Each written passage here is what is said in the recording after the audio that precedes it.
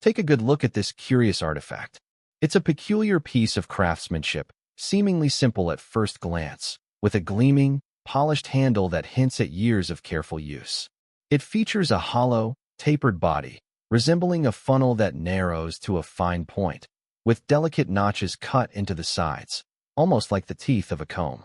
The wood is aged but sturdy, telling a story of its own, while the metal shining at the tip glows with the promise of precision. Do you know what this was for? Most people have no idea. It has a role in history that stretches back to the days of horse-drawn carriages and wooden wheels. But what kind of work could this rather strange tool have possibly contributed to? Let's take a journey back in time, where this tool, and others like it, helped shape America. This is called a spoke pointer. It was a specialized hollow auger spun in a brace that carved wooden wheel spokes to a precise round tenon, ensuring a snug fit into the wheel hub mortises. Picture a wheelwright hard at work in a sunlit workshop, the rich scent of freshly cut wood filling the air. He expertly secures a length of ash into a vise, meticulously measuring before popping open a well-worn toolbox. The spoke pointer sits among simple tools of his trade, waiting patiently for its turn. As he takes the spoke pointer into his hand, the weight feels just right, a perfect balance in the palm. With a skilled twist of his wrist, he spins the tool to taper the wood, creating a tenon that will soon become the heart of a sturdy wagon wheel. There's an artistry to this process. Each spoke needs to be fashioned with care so that it fits perfectly into the wheel hub, ensuring strength and durability.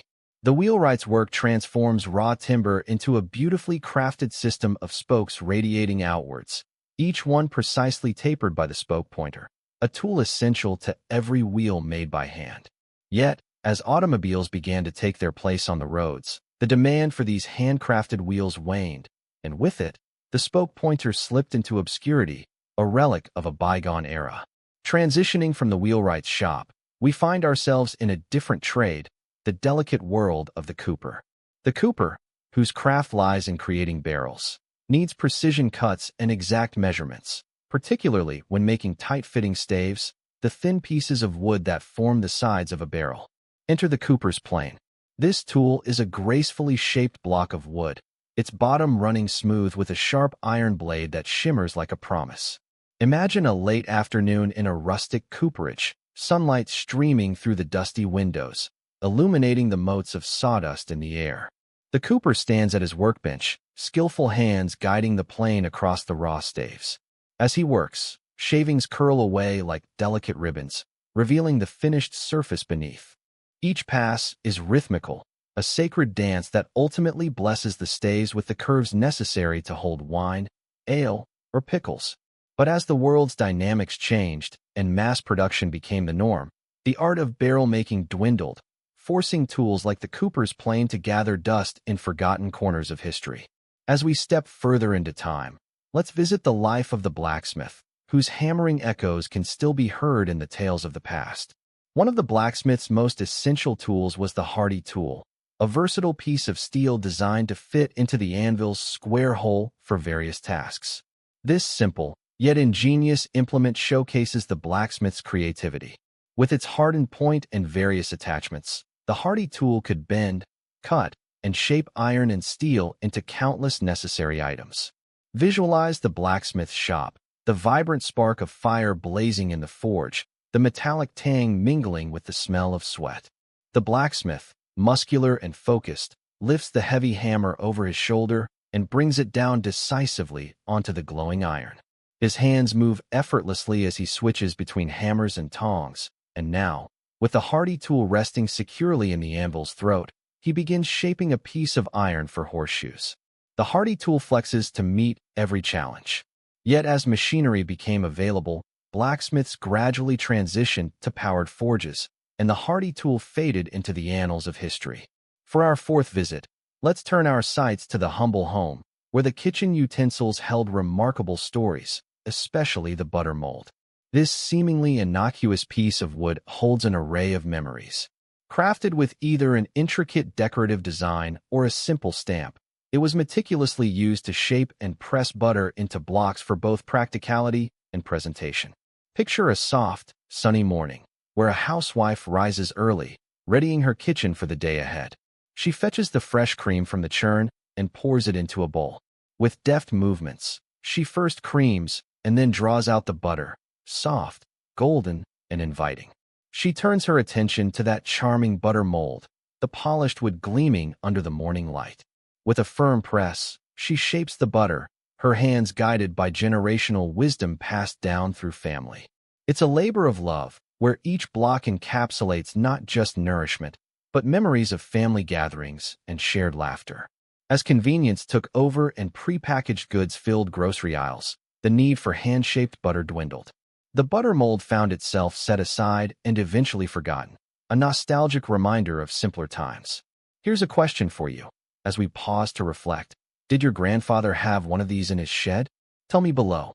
Did you grow up with stories of any of these tools? Shifting gears from the simplicity of the kitchen, we find the world of the farrier, whose essential tool, the rasp, was critical for shaping horse hooves.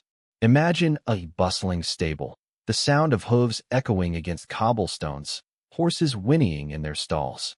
The farrier works by the flickering light of a lantern, his muscles taut and focused as he hoists a horse's foot, examining it with care.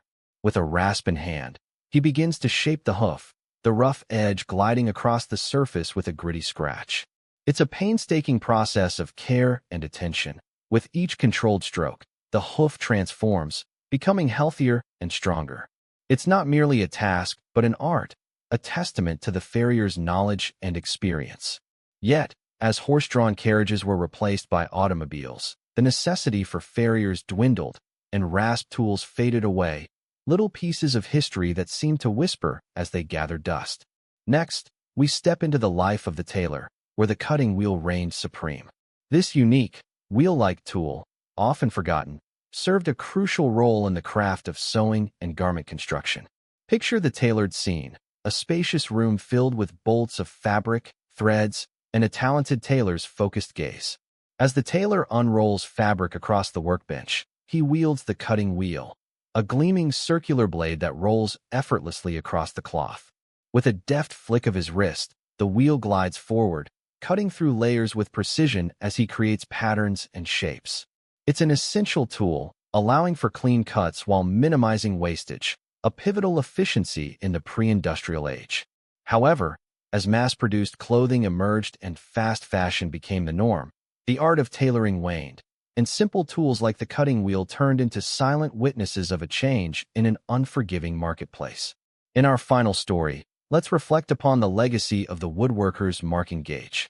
This instrument, much like a compass, consists of a stick with a sliding metal arm that helps craftsmen mark even distances on wood.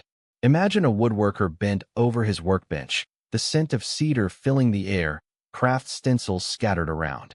He grasps the marking gauge, the polished wood cool against his palm, and effortlessly slides the arm to set precise measurements.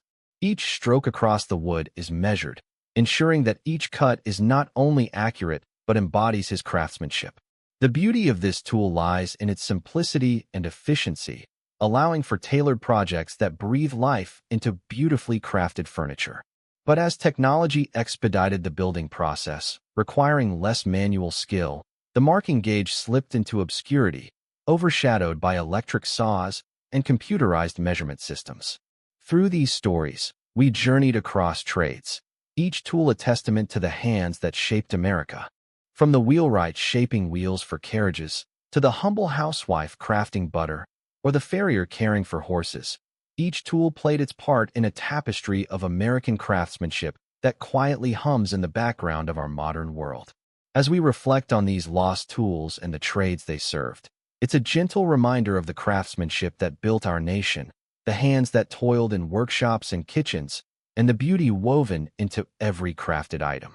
Drop your guess in the comments and subscribe for a new forgotten tool every day. There is always one more story in the toolbox.